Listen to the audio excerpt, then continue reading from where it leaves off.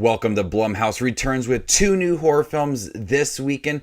So let's talk about both Bingo Hell and Black as Night.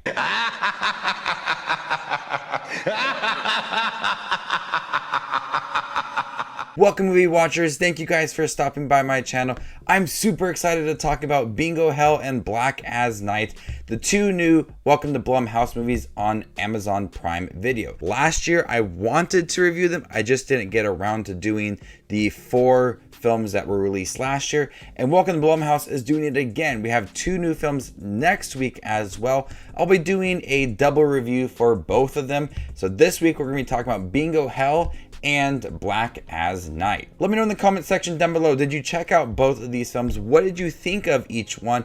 Let me know down below. I'm going to start with Bingo Hell because that was the one I watched first, and it's just alphabetical order too. So let's start with Bingo Hell. In the barrio of Oak Springs lives a strong and stubborn group of elderly friends who refuse to be gentrified. Their leader keeps them together as a community and family. However, their beloved bingo hall is about to be sold to a much more powerful force than money itself. This is a horror film about bingo. I had a lot of fun with Bingo Hell. It's not the most groundbreaking horror film ever. It's not a smart film either. It's just quite simple.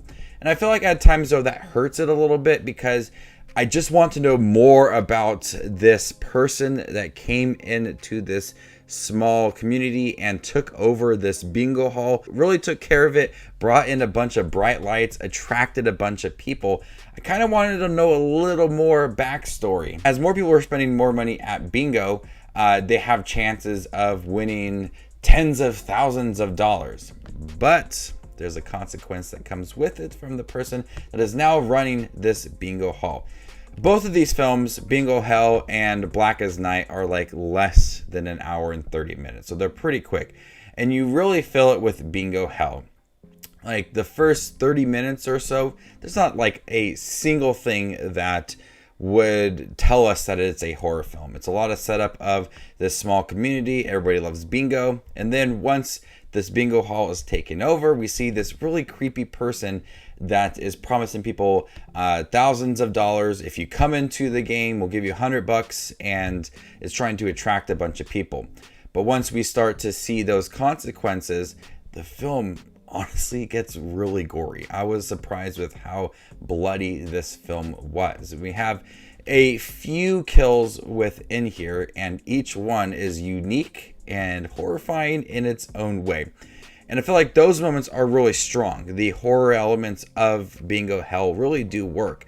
But I just want to see it kind of expand on that. Give us a little backstory of this mysterious person that's taken over the bingo hall.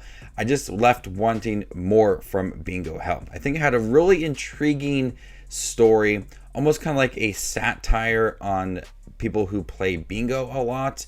And you could really feel the love for bingo within this movie. But I left Bingo Hell just wanting a little more from this mysterious character. And I love the intensity behind the bingo games. And everybody wanting to know more about it, and spending a lot of money and winning a bunch of money as well. But once we got to the end of it and how flashy this movie is, I just wanted just a little bit more from this film because it's got a good premise, some really good kills, and I think it was an entertaining movie. Some pretty fun acting along the way. But if you just give me a little more of that figure and a little more backstory, or kind of going into it, I think it would have been a much more solid film. But I do think that Bingo Hell was a lot of fun. I'm gonna go ahead and give Bingo Hell a B-. Next up is Black as Night. This is the second film I saw of the Blumhouse horror films. Next week we'll talk about 2 more, but this film deals with vampires. A teenage girl with self-esteem issues finds confidence in the most unlikely way by spending her summer battling vampires that prey on New Orleans' disenfranchised. I do think that Black as Night had a much stronger story than Bingo Hell. It had a more developing story. It had a good beginning, a good middle, and a good end that all dealt with vampires. It's not the most creative vampire movie I've ever seen, but I think there were some really good moments involving these vampires that prey on the disenfranchised in New Orleans. And there is some moments that kind of give us the backstory of the vampires and why they are in New Orleans and why they are attacking certain people.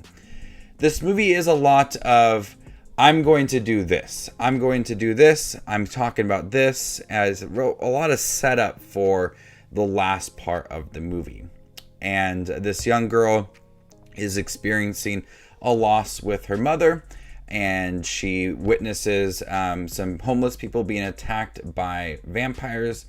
And so she goes on a journey to figure out where the head vampire lives. It's a lot of planning. It's a lot of planning and a lot of building up to the last like 20-ish, 30 minutes of the movie. And the movie's only an hour and a half long. So a good majority of this movie is character development and planning and just really a lot of downtime. And the characters are likable, so I didn't find myself truly bored with the movie, but I wanted a lot more of the vampires because they were ruthless. And when they attacked people, it was pretty bloody. And when we got to the end and it started to pick up and they were protecting themselves, they were hunting down the vampires, that was a lot of fun. You feel like they're not that equipped to kill vampires, so it's fun watching them try to overcome all of that and learn how to take down vampires along the way. The last 14-ish minutes of the movie tries to explain why the vampires are in New Orleans, what happened with Hurricane Katrina, and then decades, hundreds of years prior.